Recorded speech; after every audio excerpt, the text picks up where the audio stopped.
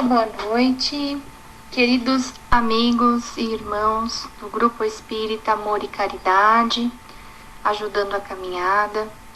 Quem fala com vocês aqui é Andrea e hoje estarei compartilhando um pouquinho do meu conhecimento, um pouquinho aí das palavras desta noite. Gostaria de iniciar com vocês fazendo uma pequena prece. Vamos agradecer a Deus, primeiramente, por mais essa oportunidade de vida, por termos acordado em mais um dia nessa existência, por termos a oportunidade de estarmos aqui, reunidos, ouvindo um pouquinho do Evangelho, falando um pouquinho do conhecimento que pode nos auxiliar em nossa jornada terrena, encarando essa grande oportunidade da vida, os desafios de cada dia e com a grande ferramenta e instrumento que o nosso Pai, Deus e o Mestre Jesus nos deixaram para nos orientar e nos guiar. Que possamos compreender, que possamos nos conectar à espiritualidade que acompanha essa tarefa bendita e que ao final tenhamos algum pedacinho, algum trechinho que nos ajude a compreender, a refletir e a nos melhorar em cada dia. Que assim seja. Hoje o tema escolhido para trabalhar um pouquinho com vocês é psicologia e espiritismo. Eu sou psicóloga, particularmente atuo em psicologia clínica e por isso fui aí convidada a trabalhar um pouquinho esse tema com vocês. Bom, e por onde começarmos, né? Como relacionar a psicologia e o espiritismo, como compreender que essa grande ciência pode também nos auxiliar em muitas das orientações, dos esclarecimentos que esse evangelho tão bendito, que essa doutrina tão bendita, nos orienta e nos auxilia. Bom, para entrarmos especificamente na parte prática, na parte em que isso se coloca em nossa vida, gostaria de fazer uma pequena introdução com vocês. Se nós pensarmos na palavra psicologia, então, psique vem de alma e logia de estudo, ou seja, seria estudo da alma. Mas não entendamos essa palavra alma como a conhecemos, então, através do espiritismo. Na verdade, neste contexto da palavra, ela veio lá, então, da Grécia Antiga, onde alguns filósofos tinham, então, a reflexão e o entendimento de que o indivíduo, o ser humano, ele se dividia em duas partes.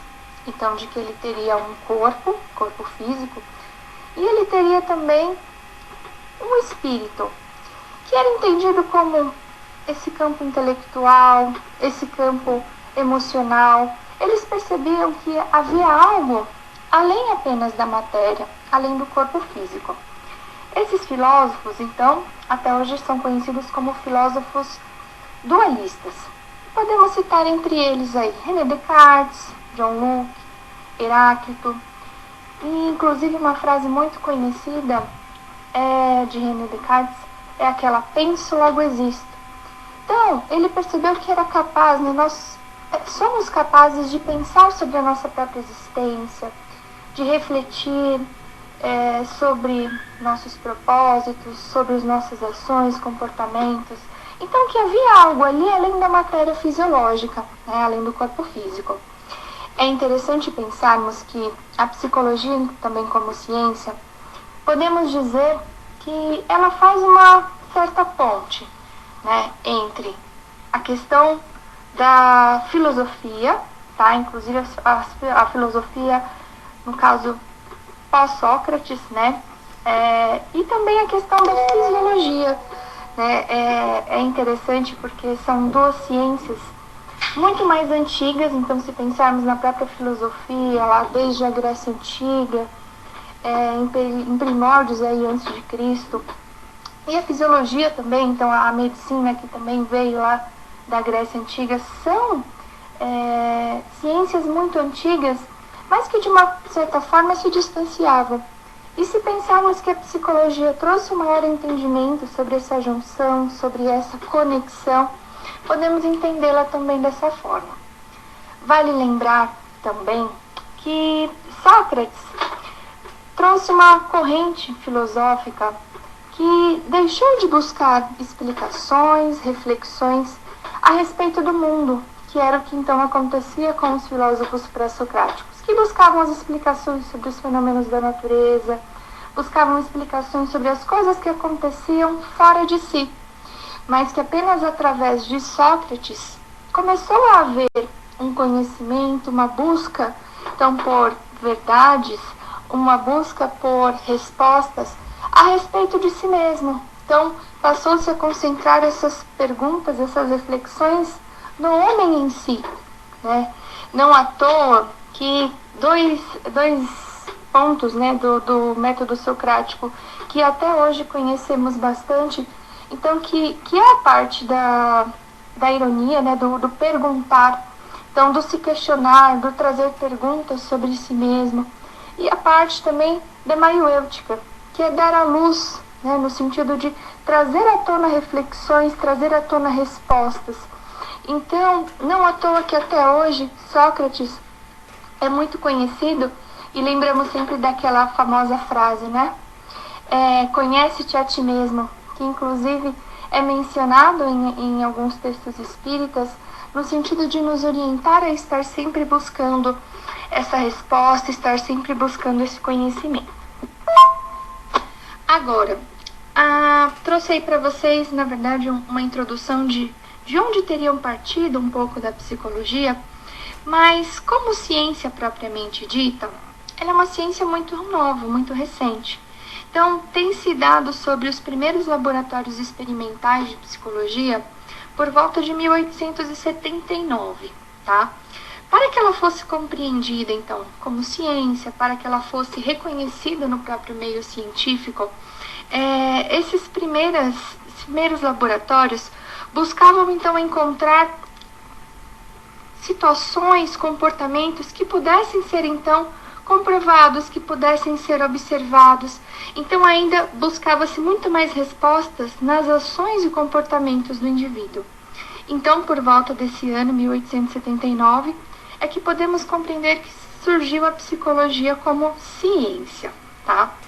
E diante disso, então, temos aí 3 grandes correntes, né, de pensamento iniciais, das quais talvez seja mais comum para a gente ouvir falar, que é a questão behaviorista, tá? Que seria a psicologia comportamental, que foi essa primeira, então, que trabalhava muito a compreensão, o entendimento dos comportamentos, as pesquisas relacionadas a comportamentos, e que, num primeiro momento, não trabalhava apenas o comportamento humano, mas começava também a buscar respostas através da observação e da análise do comportamento animal, tá? Depois dessa corrente, então, behaviorista, conhecemos aí, através do neurologista Sigmund Freud, a teoria psicanalítica, né? Então, ele que começou a compreender que havia mais do que apenas o exterior, ou até o que era observável e visto no homem, o que era inclusive consciente no homem. E então ele trouxe, ele foi aí o criador, né, da teoria relacionada ao inconsciente, inclusive. Então, se nós pensarmos de que há pouco em nosso consciente perto do que há em nosso inconsciente. Então, sabemos que há muitas coisas que nem sempre conseguimos perceber, nem sempre conseguimos visualizar em nós, mas que estão lá. Então, veio aí essa segunda grande força da psicologia. E a terceira, então, que seria a psicologia humanista, que trabalhou muito a questão de motivação, trabalhou muito a questão da terapia, do desenvolvimento centrado no próprio paciente, tá? Então, temos aí como base a Gestalt terapêutica, ou a talvez mais conhecida pirâmide de Maslow, né, que trabalhava aí as prioridades, as motivações do indivíduo, tá? Dessas 3 forças, surgiram muitas outras abordagens, surgiram muitas outras formas de se compreender o indivíduo, de fazer um manejo inclusive em psicoterapia, tá? E qual o objetivo, né? Assim, se a gente for pensar, e qual o principal objetivo da psicologia? Então, nos auxiliar a compreender a si mesmo, ao mundo e aos outros, de uma forma bem generalizada. Mas como podemos pensar sobre isso? Pensar no sentido, por exemplo, do nosso desenvolvimento, né? Sabemos, a medicina nos traz o desenvolvimento físico, mas sabemos que existe um desenvolvimento intelectual, emocional, que também passou a ser compreendido, pesquisado, né? Assim, trabalhamos também o autoconhecimento dentro da doutrina espírita. O quanto falamos em nos conhecer, o quanto falamos em nos reformar, e como reformamos se não nos conhecemos, se não conhecermos o que precisa ser mudado. Então trabalha-se muito esse autoconhecimento. Trabalha também a parte das interações, a parte social, né? Assim, nós somos seres sociais e que precisam dessas interações. Trabalha-se também a questão do comportamento, quais melhores comportamentos, qual o comportamento mais esperado. E diante disso há então várias abordagens, há várias linhas da psicologia que de uma forma geral nos auxiliam aí nesse resumo que eu lhes coloquei de compreender a si mesmo, ao mundo e aos outros.